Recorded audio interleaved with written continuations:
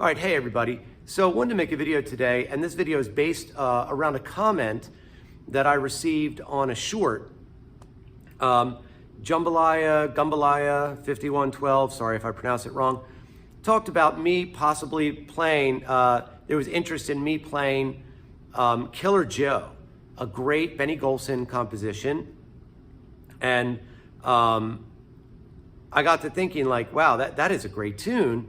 And I don't really play that tune. And then I started thinking like, why? And I want to get to that reason in a minute, but Benny Golson was a great tenor saxophone player, passed away recently, but Killer Joe is one of his most popular tunes. And I think that Killer Joe, the song itself, gets lumped into this category of like easy beginner jazz tunes.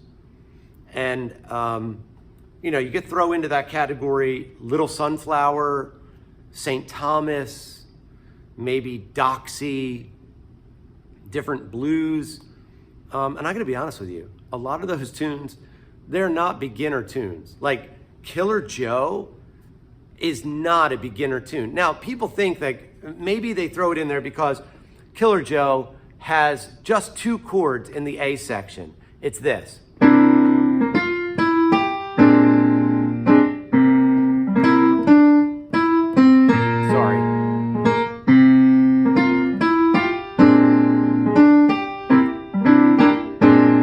Just C7 to B flat 7. So back and forth. So like if you wanted to solo on it, or if you were playing it in like school jazz band or something like that, and you know, most teachers would just say, oh, just play a C blues scale over that. So you would get over these chords, you would get this sound.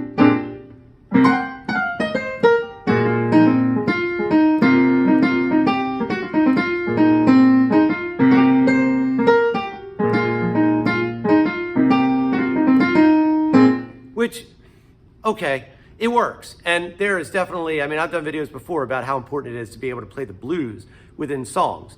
But there's a lot more to those 2 dominant chords than just playing a blues scale, like a lot more. But that's not even the thing that I think makes this tune complex. This tune is so complex, I feel like, because the bridge back here is really complex. So here's the bridge. And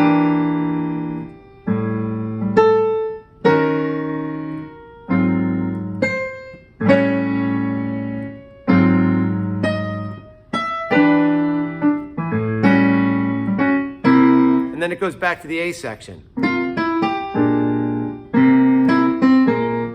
Okay, which the melody has, you know, the words Killer Joe in it. That's the rhythm of the melody.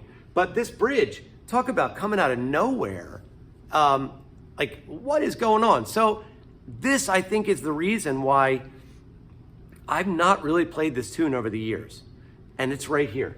This is it. Because of the bridge. I mean, it's relatively easy to navigate, you know, me understanding dominant chords, the A section, whether I want to use the blues or I could actually play over both dominant chords. Okay. But when you get to this bridge, you really need to kind of understand what's going on. And for years and years and years, I had no idea what was going on. And that's so I just stayed away from it. But let's figure out what's going on here. The tune itself is really in the key of C. That's the first chord. Then it goes to B flat 7. But our bridge, our first chord of the bridge is E minor 7, flat 5 to A. With a flat 9. So how would we number that? Right, this is really just a 3-6 progression. Okay, now it just so happens that it's a minor 7 flat 5. That's the quality of the chord, minor 7 flat 5, but it's a 3-6. Okay, so now what happens here? Well, instead of 3-6, now we just go down a half step, right?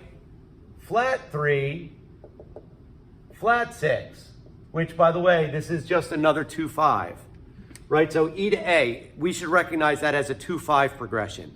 2-5 in what key though? Correct, D. But we're not in the key of D. So this is really a 3-6 because it's in the key of C. And now we've got this other 2-5, but it's down a half step. So E flat to A flat, flat 3 to flat 6. And now here we are back at A13. Okay, so let's make this easy. A is going to be paired with E, because if this is a dominant chord, the corresponding 2 would be E minor. So what if I just make this E minor to A7? So then A flat, well, what can I pair that with? Exactly, up here. E flat minor, 7 to A flat 7. And then here I've got this 2-5 again. So if you look at this, how many different 2-5s do I have? Well, really, essentially, it's only 2. Now, this one does have a flat 5 in it, so that's a little bit different. But let me give you a sound that will kind of help you with this. So if I just use the idea of 7 of the 2 chord falling to the 3 of the dominant chord. So in this case, D falls to C sharp. In this case, D flat falls to, what's the third of A flat? Third of A flat is C. And now here I go again. D, well, why would D work over the A13? Well, because I'm implying an E minor to an A7. Now this is going to be twice as fast. Then I've got D flat falling to C. Here I am at A flat again. Remember, E flat minor to A flat 7. And then this again, D to C sharp. Now, I know that this is a little confusing, but let me show you what it sounds like. This is the idea of that T for 2. So the song T for 2 is a 2-5, but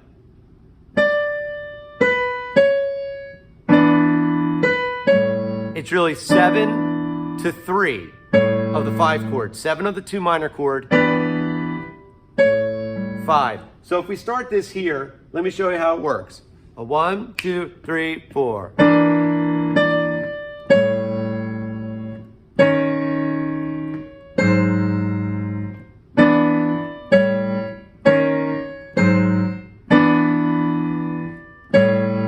Now I just work through the progression, just doing that little pattern. Let me add a little bit to it.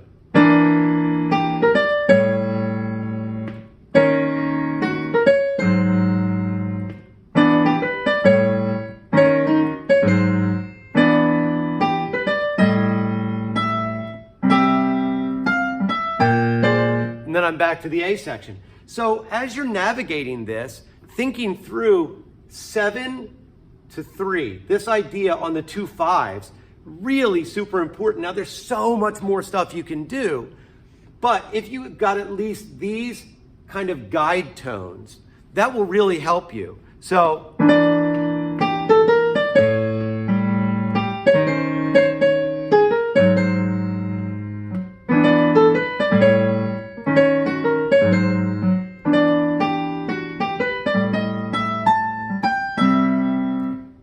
you can do a lot of different stuff just on those guide tones, and that will help you out. A lot of people, they play this tune and they sound great on the A section, but then when they get to the B section, they scuffle because they don't know these guide tones. These guide tones are really what is going to help the listener understand what's going on harmonically. Because if I just do those tones and the root motion, then you'll be able to dictate the harmony. So let me show you what I mean.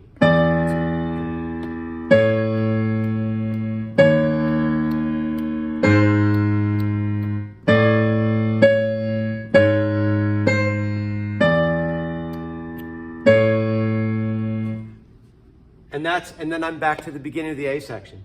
So this is the way I worked through Killer Joe.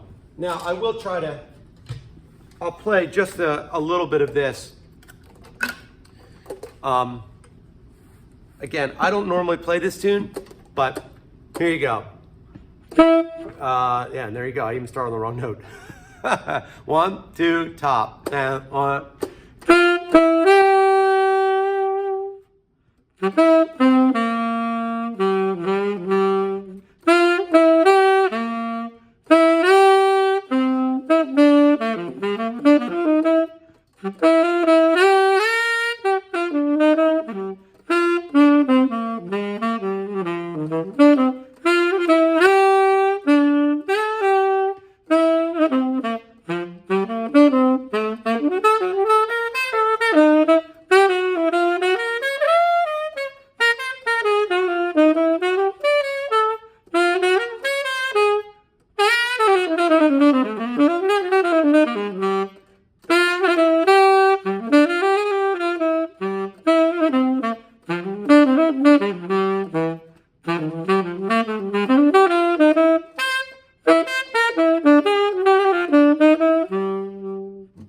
So that for me is one that I would really need to shed. I don't play, like I said, I don't play that tune.